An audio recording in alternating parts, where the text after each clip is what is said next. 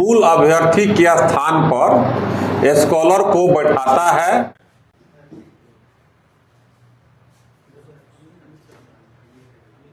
पच्चीस को नीट परीक्षा का आयोजन था और नीट परीक्षा सफल रूप से कदाचार मुक्त हुआ भी। इसी क्रम में परीक्षा शुरुआत होने के क्रम में एक सूचना प्राप्त हुई कि एक सक्रिय गिरोह का एक सदस्य जो तकनीकी रूप से छेड़छाड़ कर करके मूल अभ्यर्थी के स्थान पर स्कॉलर को बैठाता है और अधिकतम नंबर लाने वाले को प्रयास कर करके और नीट के जो अभ्यर्थी हैं उनको सफल कराने का प्रयास करता है। इसी क्रम में जो हम लोग को सूचना प्राप्त हुई तो हमारे समस्तीपुर जिला के DIO जो सेल है, तकनीकी सेल है, और थाना अध्यक्ष मुफस्सिल अपने अन्य सहयोगियों के साथ जो प्राप्त सूचना थी उसको सत्यापन के क्रम में उस व्यक्ति को तलाश किया जाने लगा। कभी कभी वो मोबाइल अपना स्विच ऑफ भी कर देता था, लेकिन सत्यापन के क्रम में ये मोहनपुर पुल के पास एक कार पर 2 व्यक्तियों के साथ पकड़ा गया।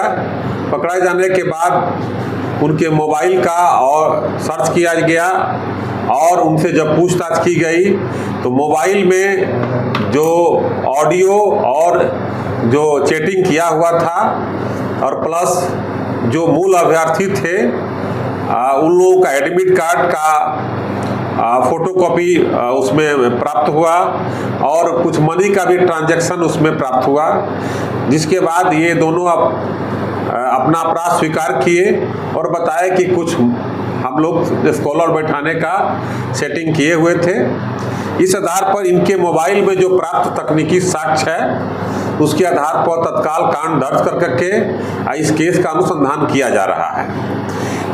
एक व्यक्ति राम बाबू मलिक जो है ये लहरियासराय दरभंगा का रहने वाला है और दूसरा जो है डॉक्टर रंजीत कुमार हैं, ये बेगूसराय में सरकारी कर्मचारी हैं और ये भी इनके मोबाइल में भी 2-3 अभ्यर्थी का एडमिट कार्ड प्राप्त हुआ था जो ये राम बाबू मलिक को फॉरवर्ड किए थे।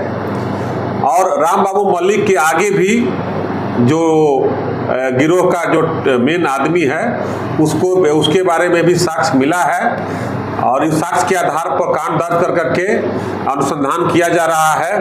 इस प्रकार हमारी तकनीकी सेल और थाना अध्यक्ष मुफस्सिल के द्वारा तत्काल करके इस गिरोह को पकड़ा गया है। मूल बात यह है कि जो मूल अभ्यर्थी हैं इस कांड के अनुसंधान के दौरान देखा जाएगा कि वो मूल अभ्यर्थी जो परीक्षा दिए हैं वो परीक्षा सही रूप से दिए हैं या उनके जगह पर कोई स्कॉलर बैठा है, ये चिन्हित कर करके जो संबंधित विभाग है उनको पत्राचार किया जाएगा।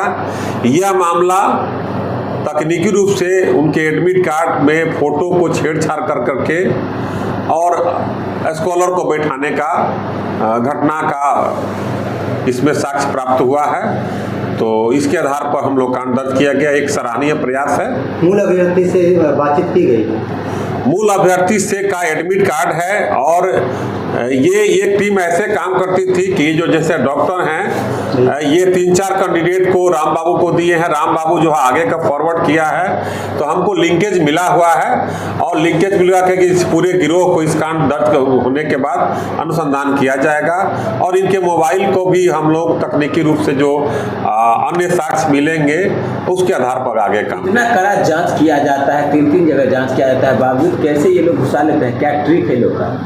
ये ट्रिक में सफल नहीं हो पाए हैं, सफल हुए हैं या असफल हुए हैं ये तो जांच का विषय है, लेकिन ये कहीं ना कहीं तकनीकी रूप से जो साक्ष्य मिटाने का प्रयास करते हैं उसी मिटाने के प्रयास में हम लोग को सूचना भी प्राप्त हुई है।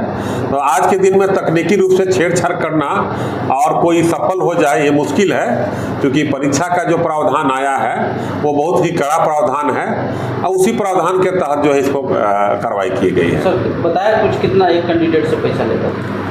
सब कैंडिडेट का रेट अलग अलग है, लेकिन स्कॉलर को ये लोग बताए कि 2 लाख से 5 लाख के बीच में हम लोग देते हैं तो स्कॉलर का भी कुछ नंबर प्राप्त हुआ है, उसके बारे में भी जांच होगी। सर MBBS डॉक्टर ये जो है एक डॉक्टर रंजीत कुमार जो है, ये सरकारी बेगूसराय जेल में पदस्थापित हैं, सरकारी डॉक्टर हैं, और इनको जो एविडेंस मिला उसके आधार पर कार्रवाई मिली है। राम बाबू भी एक बीच की कड़ी है, जो अन्य जगह से जो है कलेक्शन कर करके और ये स्कॉलर को इकट्ठा कर करके ये बैठाने का प्रयास करता था।